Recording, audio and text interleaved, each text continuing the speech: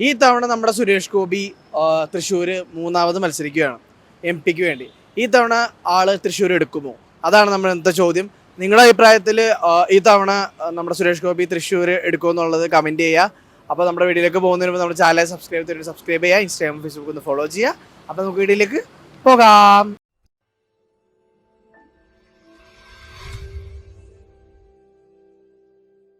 നമ്മുടെ തൃശ്ശൂർ സുരേഷ് ഗോപി തവണ എടുക്കുന്നുണ്ടോ? എടുക്കൂല. എന്താണ് പറയാൻ കാരണം ഞാൻ രാഷ്ട്രീയക്കാരനാ. ഓക്കെ, അതുകൊണ്ട് എനിക്ക് അങ്ങനെ പറയാനേ പറ്റുള്ളൂ. എന്താണ് ജയിക്കാത്തതിന്റെ റീസൺ? ജയിക്കാത്തതിന് കേരളത്തിൽ അത്രയും വേര് പിടിച്ച് വന്നിട്ടില്ല ഈ BJP.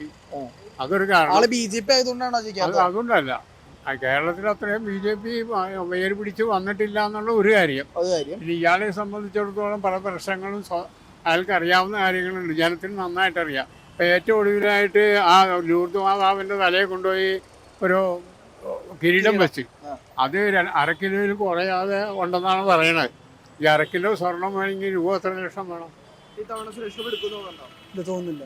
എന്താണ് അങ്ങനെ പറയാൻ കാരണം? സുരേഷ് ഗോപിയുടെ ഇതുകൊണ്ടാണ്. സുരേഷ് നല്ല ബാക്കിയുള്ള ഇതേ സ്ഥാനാർത്ഥികളുടെ നല്ല കാൻഡിഡേറ്റ്സ് അല്ലേ, അതുകൊണ്ട് ഒരു കാരണവശാലും ജയിക്കില്ല.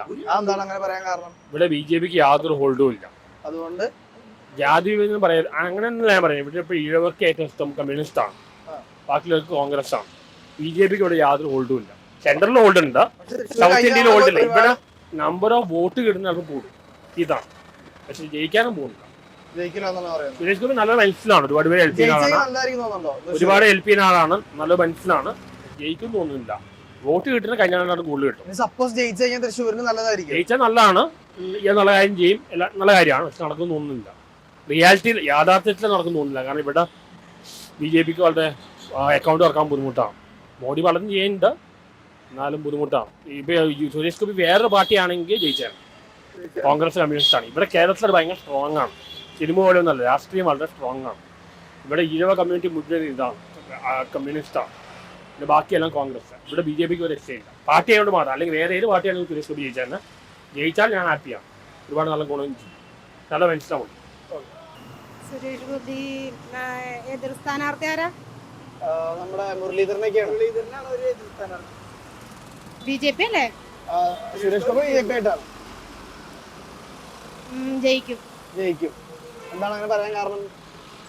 മുരളീധരനെ തോപ്പിച്ച് സുരേഷ് ഗോപി തവണ അവിടെ തൃശ്ശൂർ എടുക്കുന്നാണ് തോന്നണേ. എടുക്കും.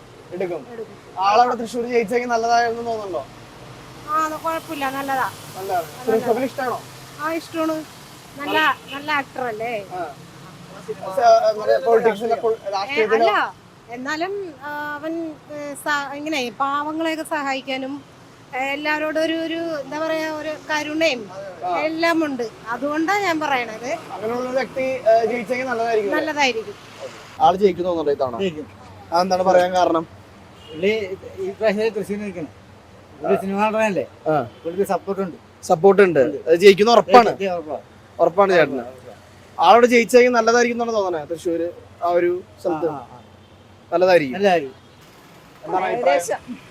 എന്താണ് അങ്ങനെ പറയാൻ കാരണം? ഏകദേശം ഉറപ്പില്ലാത്ത പോലെ. അങ്ങനെയല്ല, ഇപ്പൊ മൂന്നാമത്തെ പ്രൊഫഷനിൽ നിൽക്കുന്നത്.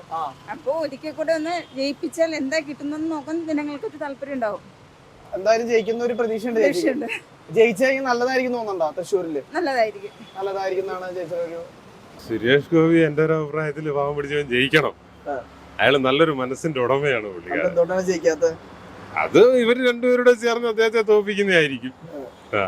ജയിച്ചു കഴിഞ്ഞാൽ തൃശ്ശൂര് നല്ലതായിരിക്കും. തൃശ്ശൂര് പുള്ളി നല്ലൊരു മനുഷ്യ സ്നേഹിയാണ്.